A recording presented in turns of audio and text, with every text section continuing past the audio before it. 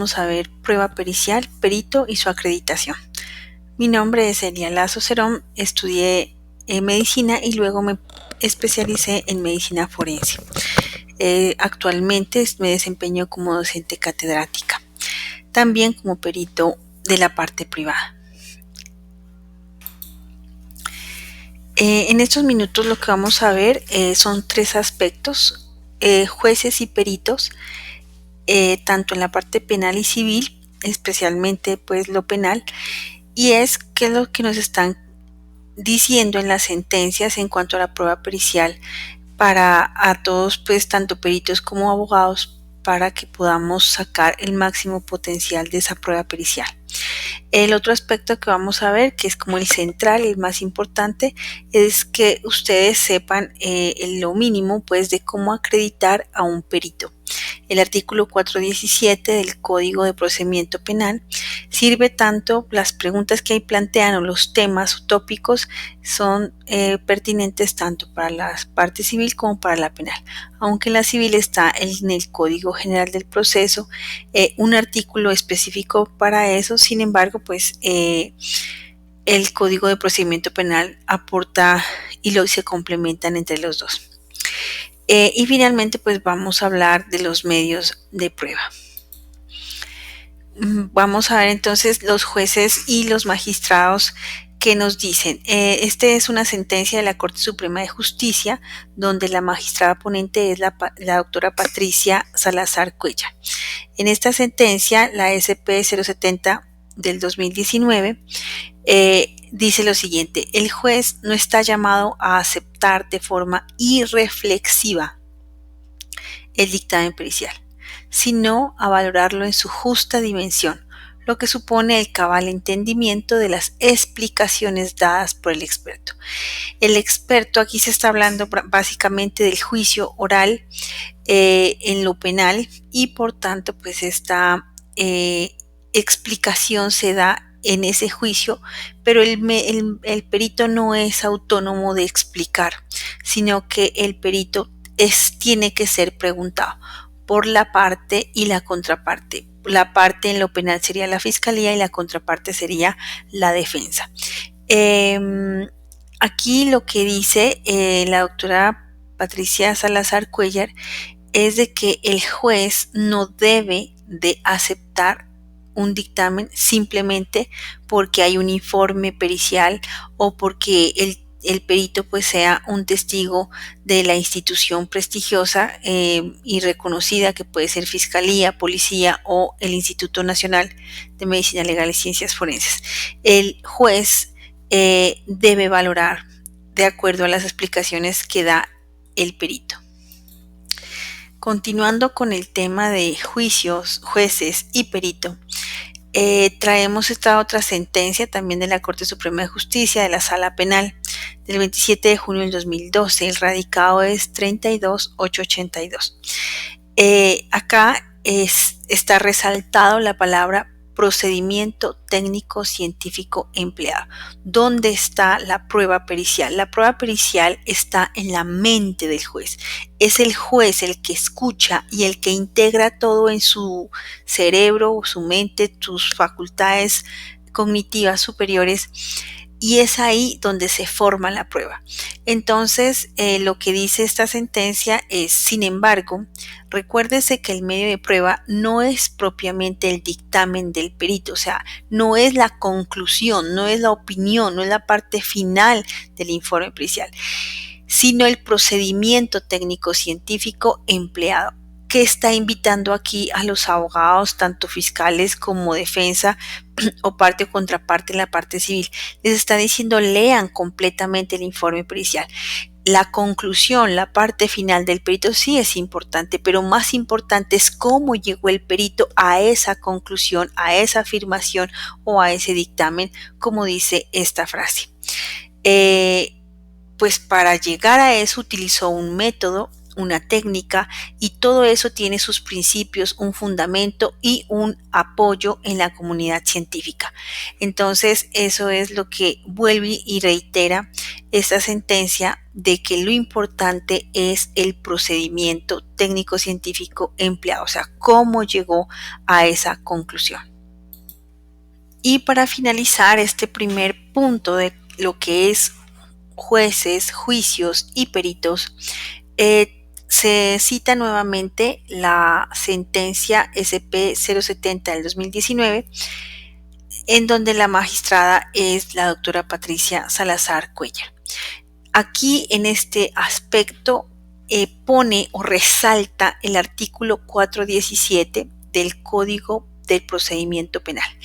Ese artículo es fundamental para dar luces a ese juez, dar elementos a ese juez para decir si realmente se puede convencer, se puede confiar o puede soportar sus decisiones en las afirmaciones que hace ese perito. Entonces dice la doctora Salazar, la regulación de la prueba pericial contenido en la Ley 906 del 2004, pues ya saben que la Ley 906 del 2004 es el Código de Procedimiento Penal. Según la jurisprudencia de la Sala Penal, o sea, está hablando de varias jurisprudencias, para cumplir con los cometidos del artículo 417, en el trámite del interrogatorio cruzado, nos está ubicando específicamente en el juicio oral en el sistema penal. En ese juicio, en el interrogatorio cruzado, o sea, las preguntas que hace la fiscalía y las preguntas que hace la defensa, los expertos convocados por las partes expliquen suficientemente. Entonces, ¿qué está diciendo? El 417 nos invita a que los abogados pregunten sobre, y ahí está de color rojo, sobre los principios científicos en los que se fundamenta ese perito, el grado de aceptación de esos principios, ¿sí? Y el método empleado, con la aclaración que si sus exámenes o verificaciones utilizó técnicas de orientación, probabilidad o certeza. Aquí nos está mencionando todos los numerales, la gran mayoría de numerales del artículo 417, que es lo que vamos a ver en esta charla con más énfasis. Entonces, el artículo 417 del Código de Procedimiento Penal está diseñado, como se presenta acá, está diseñado para la audiencia de juicio oral y público. ¿Para qué? Para que el perito, que acá lo vemos, en el centro está el juez, porque es en el cerebro, en la mente del juez, donde se forma la prueba, ¿sí? Y la prueba se forma interrogando y contrainterrogando al experto. Entonces aquí está el perito experto, aquí está la fiscalía, del otro lado está el defensor y el Ministerio Público, que en ocasiones hace preguntas. Pero básicamente las partes sería fiscalía, defensor y juez. Entonces es ese interrogatorio y contrainterrogatorio donde se debe emplear el 417. En esta diapositiva se intenta mostrar que realmente el artículo 417 del Código de Procedimiento Penal está convocando a la ciencia, o sea, le está diciendo al señor juez, al fiscal y a la defensa que definitivamente lo científico es lo que realmente importa al proceso judicial penal.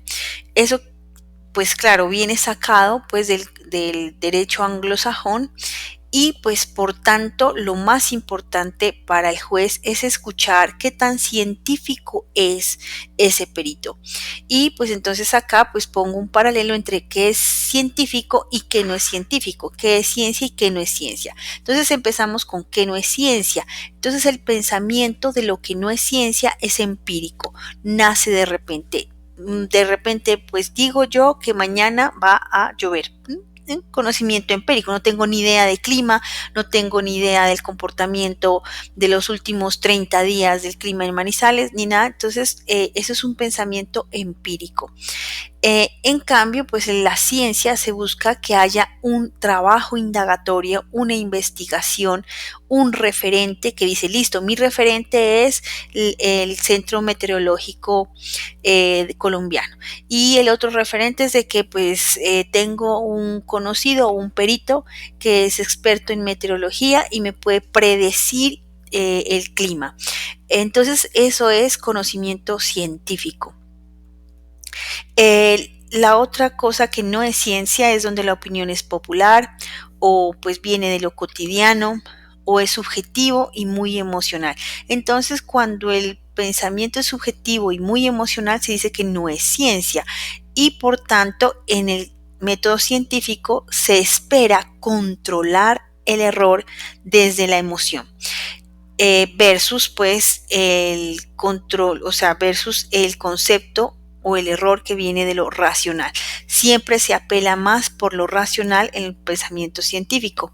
La rigurosidad en demostrar el fundamento o corrobora una hipótesis, hay objetividad, todo eso es conocimiento científico.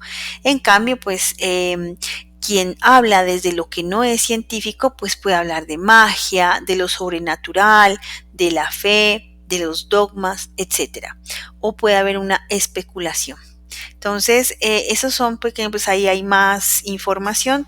Sin embargo, quiero que tengan presente esto que les acabo de decir, donde lo que sí es ciencia y no es ciencia, y ese es el foco donde está centrado el artículo 417. Entonces, pues ya está el aspecto de cómo preguntar o cómo acreditar a un perito. Entonces vamos a trabajar cada uno de los numerales del artículo 417 del Código de Procedimiento Penal.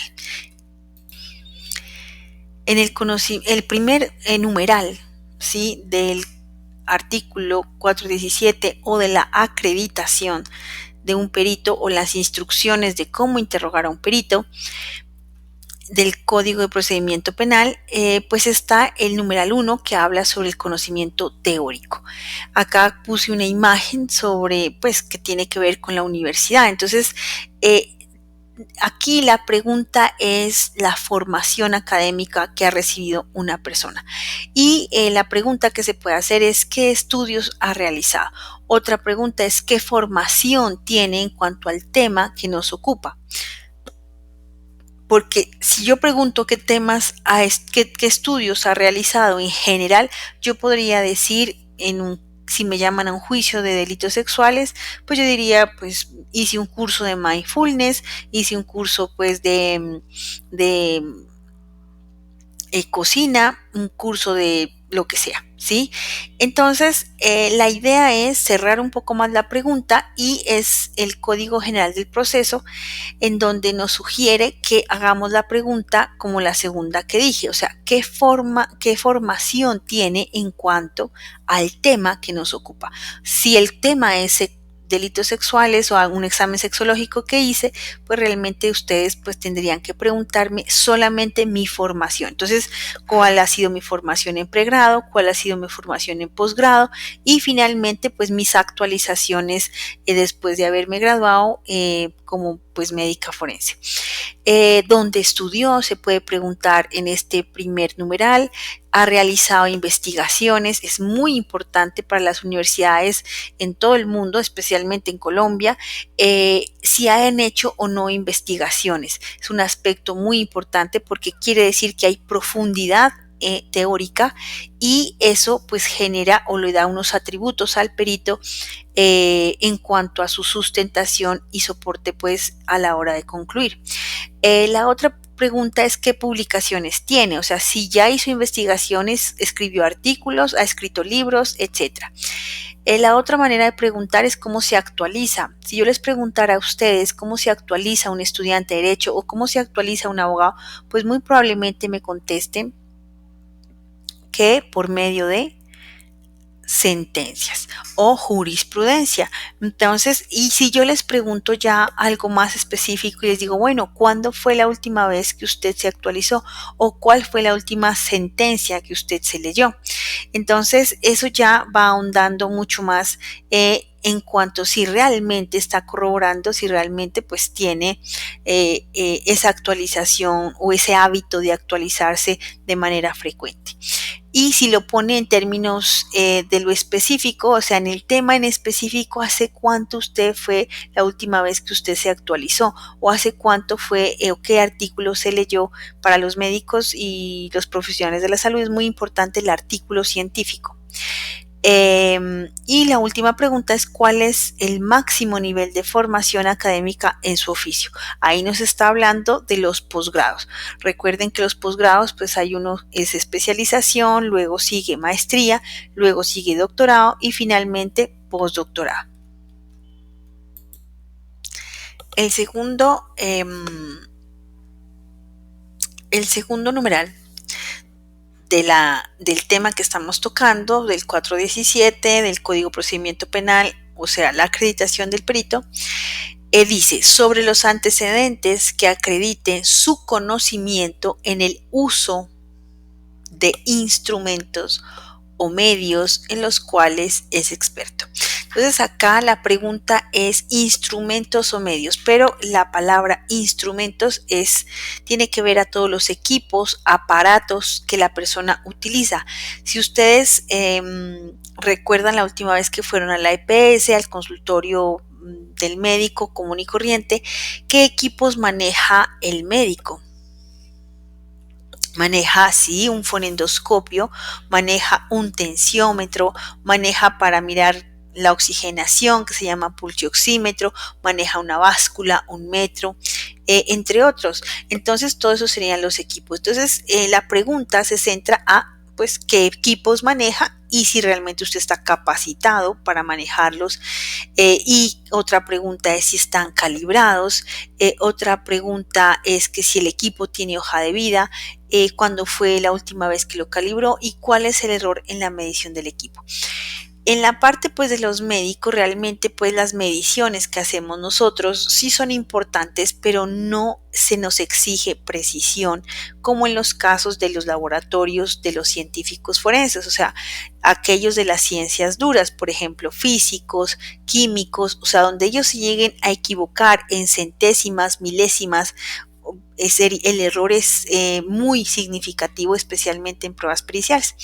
Entonces, esta pregunta pues está más diseñada para esos expertos de los laboratorios forenses, dactiloscopista, balístico, etcétera. Y a ellos se les puede preguntar qué instrumentos utilizó, quién le enseñó a usar ese instrumento, si tiene certificación, el equipo o instrumento si tiene hoja de vida, etc. Por fuera de los laboratorios, los agentes de tránsito y policía de tránsito pues son los que manejan un equipo que es el equipo alcosensor y se le pueden hacer estas mismas preguntas a esos funcionarios. El tercer numeral es conocimiento práctico.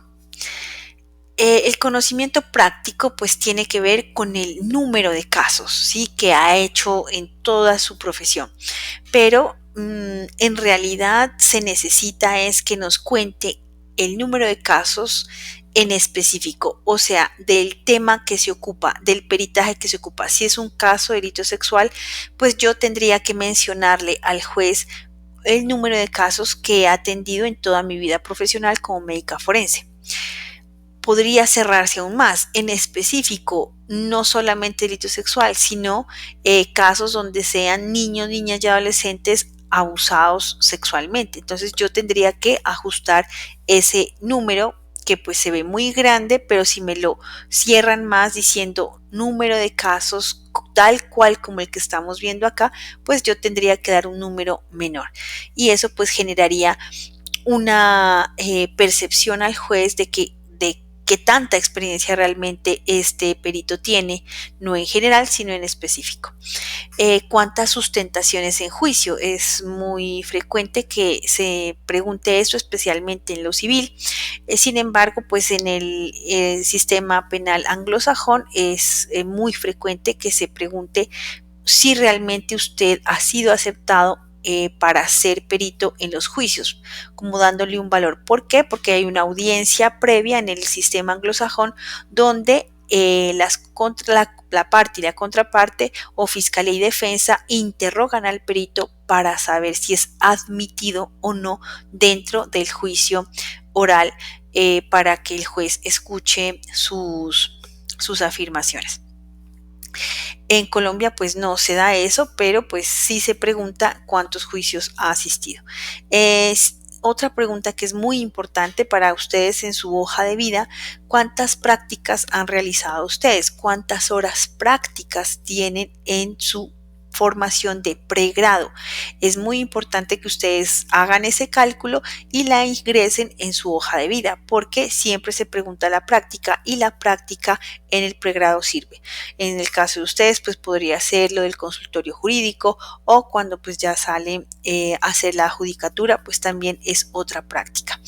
Y finalmente, pues ya las prácticas con profesionales que usted realice. En medicina es muy importante la teoría y la práctica. Siempre estamos viendo teoría y práctica. Cuando uno estudia el pregrado de medicina, se supone que hay 150 horas teórico-prácticas en la formación de medicina en el tema tópico general, pues de la medicina legal o forense. Y esa formación, ¿en qué consiste? El profesor es quien atiende al paciente y el estudiante pues está a un lado del profesor escuchando cómo él lo hace. Si pues ya el estudiante tiene suficiente formación, como en el caso del posgrado, pues el estudiante, o sea, que ya es médico y que ya tiene tarjeta profesional y se presentó a la especialización de medicina forense, es el médico residente, que así se llama, el que atiende el paciente, pero está supervisado por su docente.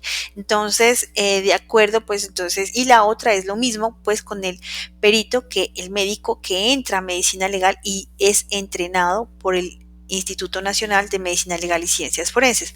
Pasa exactamente lo mismo que en el posgrado.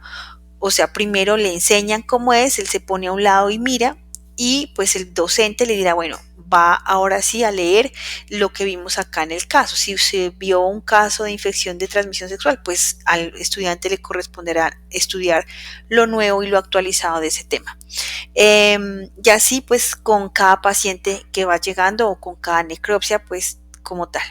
Entonces, en cuanto a las horas teórico-prácticas, pues el médico rural es el que menos horas tiene, pues menos de 150 horas. Luego sigue los 3 meses que están de entrenamiento, cuando el médico pues si la vida pues se lo pone en su camino, pues entra al Instituto Nacional de Medicina Legal, y ese entrenamiento dura aproximadamente 3 meses. En el horario laboral, pues que es de lunes a viernes, de 7 a 1 o de 1 a 7, cualquiera de las jornadas pues que están disponibles. Y finalmente, pues está el posgrado de medicina forense, que tanto se ve en Cali como en Bogotá. En Bogotá, Universidad Nacional de Colombia lo da, y en Cali, Universidad Javeriana. En los dos posgrados, pues está en 3 años la especialización. Y pues definitivamente pues ya no son 150 horas o 350 horas del médico que ingresa sin posgrado al Instituto Nacional de Medicina Legal, sino ya son más de 1000 horas las que son formados estos médicos que ingresan al posgrado de medicina forense. El numeral 4 del artículo 417 del Código de Procedimiento Penal dice sobre los principios científicos, técnicos o artísticos en los que fundamenta sus verificaciones o análisis y grado de aceptación. Acá esta palabra principios no es fácil, es muy etérea, pero en resumidas cuentas, pues lo que intenta mostrar acá es ese principio científico que es regla o ley. Recordemos pues que si nosotros dejamos caer un objeto, ¿sí?, de cualquier parte, digamos que dejo caer esta tapa, ¿sí?, cae, y eso es, hay una ley. y esa ley es ley científica, no ley jurídica, es ley científica, y esa ley dice que todo lo que se eleva a cierta altura y se deja caer, todo pues cae hacia el piso. Y eso pues es por la ley de la gravedad. Entonces a eso está haciendo referencia el cuarto punto, y por eso yo les decía anteriormente, antes de iniciar esta explicación de las instrucciones del perito o la acreditación del perito, y es lo científico y no científico. Acá nos muestra que nuestro sistema penal busca lo científico y le interesa al juez que le expliquemos cuáles son esas leyes, cuáles son esas reglas, cuáles son esas normas o cuáles son esas actividades antecedentes dentro de ese peritaje que me permite a mí llegar a las conclusiones que yo llegué. Y pues eso habla pues sobre el fundamento. En este punto es muy importante, y abajo dice al lado del circulito o de la serie de círculos, habla sobre la comunidad científica. Acá ya es el grupo de científicos que avalan, que apoyan, que validan lo que el principio de donde yo me fundamenté. Por ejemplo, digamos que para saber si una persona tiene residuos de disparo en la mano, ¿sí? En esta mano, antes se usaba el guantelete, ¿sí? Y el guantelete era echarle parafina o cera, pues parafina en la mano, y la parafina pues se pegaba a los residuos de disparo. En esa época el residuo de disparo que se analizaba era el plomo. Y pues se dieron cuenta que en realidad pues el plomo era la sustancia química más común, no era específica, exclusiva de la persona que disparó, ¿sí? Entonces se empezó a caer en desuso. Si una persona, pues yo les estoy hablando de los principios, ¿sí? Del guantelete, pero la comunidad científica que analiza los residuos de disparo en mano, pues viene y dice, esa técnica del guantelete ya está en desuso. Por tanto, si está en desuso, ¿sí? Un perito que llegue a hablar de que practicó el guantelete, pues está por fuera de los criterios que realmente, o de los principios que en la actualidad se están rigiendo. Entonces, pues ese fundamento pues lo haría como inválido. Ya vamos terminando, estamos en el quinto y falta el sexto y terminamos. En este interrogatorio al perito, en el numeral 5 del Código Penal, del Código Procedimiento Penal, dice sobre los métodos empleados en las investigaciones y análisis relativos al caso. Acá sigue otro aspecto científico. Acá le importa al sistema penal judicial colombiano la metodología, el cómo lo hizo, el cómo llegó a la afirmación, cómo llegó a la conclusión, qué experimentos, qué examinó, qué leyó, con qué contrastó, si realmente pues corroboró lo dicho, digamos, por la paciente de que fue accedida carnalmente, pues eso es lo que manifiesta, y cómo yo corroboro como médica forense esa afirmación, y yo la corroboro pues buscando signos de trauma a nivel genital o corporal. Entonces, aquí lo que se pregunta es el método, ¿sí? La forma, la manera, el procedimiento. Entonces, pues la pregunta es si ese método está validado, ¿ya? Y esa validación del método tiene una estadística detrás. ¿Qué quiere decir? Hay un cálculo matemático que dice realmente este método sí está validado o no está validado. O hay una comunidad científica que dice que sí está validado o que no está validado.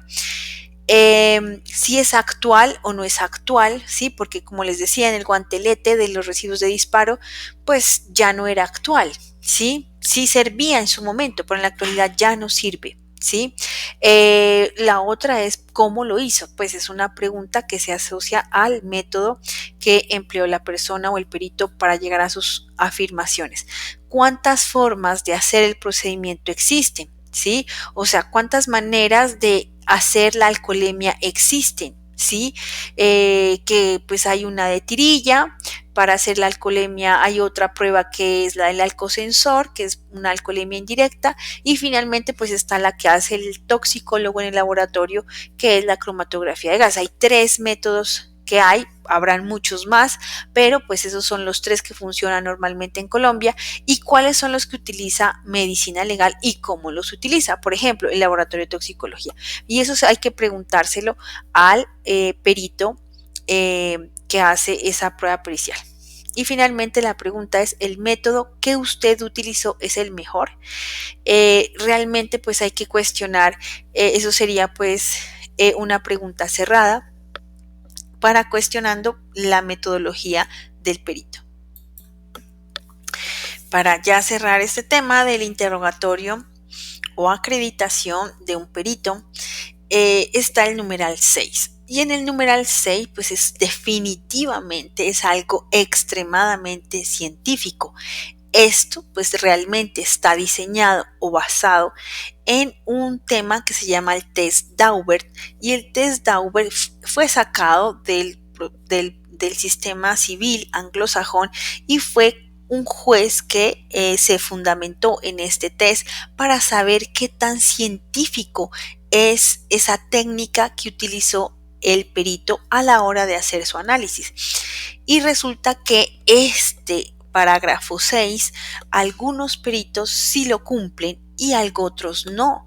¿Cuáles son las disciplinas que sí realmente cumplen este parágrafo 6 y que están continuamente pensando en lo que está manifestado acá? Son básicamente las profesiones de las ciencias naturales. Entonces los químicos, los biólogos, los físicos, todos ellos están conscientes de que puede haber un error en la técnica utilizada, y por tanto están pues los matemáticos, obviamente, los ingenieros, etcétera, que están calculando las probabilidades. Todo el tiempo están pensando en el grado de error en el que utiliza su técnica, ¿sí? Y cómo mitigar ese grado de error, o sea, cómo controla ese error. Entonces el parágrafo 6 dice, el numeral 6 dice sobre si en sus exámenes o verificaciones utilizó técnicas de orientación, de probabilidad o de certeza. Entonces, pues, ¿qué es orientación? Pues yo se las coloco acá como algo muy, muy grueso. Entonces, la orientación, pues, o sea, las técnicas es cómo yo hago, pero en específico la técnica que yo utilizo. O sea, yo puedo utilizar una metodología, ¿sí? X, y dentro de esa metodología utilizo una técnica en cada uno de los pasos, ¿sí? La metodología son los pasos, paso 1, 2, 3, 4, 5, y digamos que el paso 1 lo aplico con una técnica X, en el paso 2 lo aplico con una técnica y aquí usted está preguntando la minucia, o sea, ¿qué técnica utilizó? ¿Qué técnica utilizó en sus exámenes? A la hora de examinar, a la hora de acercarse a ese cuerpo, digamos, si es que está muerto o vivo, o a esa frotis, o a esa muestra de sangre, o a ese proyectil de arma de fuego, ¿sí? Y entonces, pues acá, esa técnica puede ser de orientación, o sea que el grado de error es alto. O puede ser de probabilidad, en donde esa técnica pues se ha visto que el grado de error es intermedio. Y finalmente la certeza, en donde el grado de error es pequeño. Y acá les traigo los ejemplos. Entonces digamos que ya les había hablado de la alcoholemia. La prueba de alcoholemia realizada mediante una tirilla, ¿sí? Acá pues en los hospitales las bacteriólogas toman la sangre, sí, pero para determinar la alcoholemia tienen unas tirillas. Esas tirillas se pueden equivocar, por tanto el error es importante y se la clasifica como una técnica de orientación. Ahora sí, dentro de la alcoholemia, el proceso de la alcoholemia, ¿cuál sería el ejemplo entonces para la probabilidad? Entonces, la técnica de probabilidad, entonces el ejemplo es la prueba de alcoholemia indirecta por medio de alcosensor. Entonces, cuando un agente de tránsito nos hace soplar el alcosensor, pues estamos ante un error más controlado. Si el error es más pequeño que que el previo, que el de la orientación, es un error intermedio. ¿Sí? Por eso necesita calibración para controlar el error y por tanto estamos ante una técnica de probabilidad. Finalmente, dentro de la alcoholemia, ese análisis de alcoholemia, está la prueba de alcoholemia directa, que es que le sacan la sangre al paciente, pues la envasan donde tienen que envasarla y llega al laboratorio de toxicología de medicina legal y allá analizan la sangre y lo hacen con un aparato o equipo que se llama cromatógrafo de gases. Ese aparato de cromatógrafo de gases lo que hace es extraer el alcohol etílico y separarlo. Y al separar pesa cada uno de sus componentes. Al pesarlo, pues como el peso sí se conoce y es cierto y es muy bien controlado, entonces pues o sea todos los elementos se sabe el peso y entonces de acuerdo a eso pues se va a saber que realmente el componente que se analizó y que descubrió el cromatógrafo de gases es el alcohol etílico. Entonces ese alcohol etílico es determinado de manera, o sea, con un grado de error supremamente pequeño. En el cromatógrafo de gases se cree que el cromatógrafo tiene una alta especificidad y sensibilidad, o sea que el grado de error es supremamente pequeño y prácticamente es el error humano el que hace de que esta prueba tenga algo de error. Y entonces, pues esa sería una técnica de certeza. Si ustedes fueran jueces, ¿cuál de las tres les gustaría más para fundamentar sus apreciaciones? Obviamente, pues la alcoholemia por medio del cromatógrafo de gases por el nivel de certeza. Y finalmente, pues otro ejemplo, pues lo de las pruebas de embarazo. Entonces, hay pruebas de embarazo en orina, hay pruebas de embarazo en sangre, pero que midan una hormona, que es la gonadotrofina coriónica, y esa hormona también pues puede aparecer en casos de tumores u otro tipo de enfermedades y por tanto puede haber error. Y finalmente pues está la prueba realmente específica, la que le confirma que realmente hay un bebé ahí en el organismo de esa mujer y que ese se llama la subunidad beta de la hormona gonadotrofina coriónica, que es una sustancia que produce el bebé y realmente es altamente específica.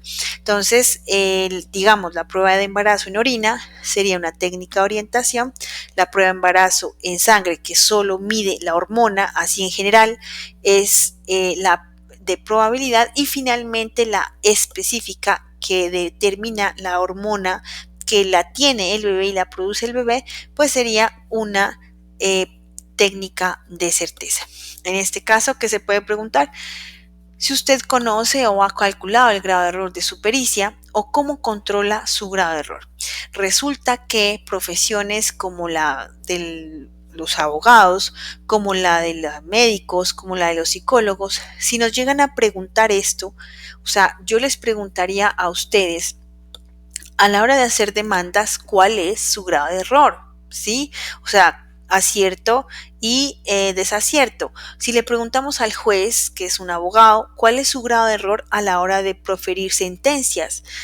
Acierto, desacierto, y si realmente calculó ese error con las técnicas estadísticas o las técnicas matemáticas que sustentan ese error. Por ejemplo, en psicología o psiquiatría o los médicos nos preguntan cuál es su grado de error. Usted calcula cuál es mi grado de error para determinar que realmente un himen está desgarrado. O sea, realmente yo sé que está desgarrado, pero mi grado de error no lo conozco porque nunca lo he medido. Entonces, estas preguntas es cuando se mide el grado de error.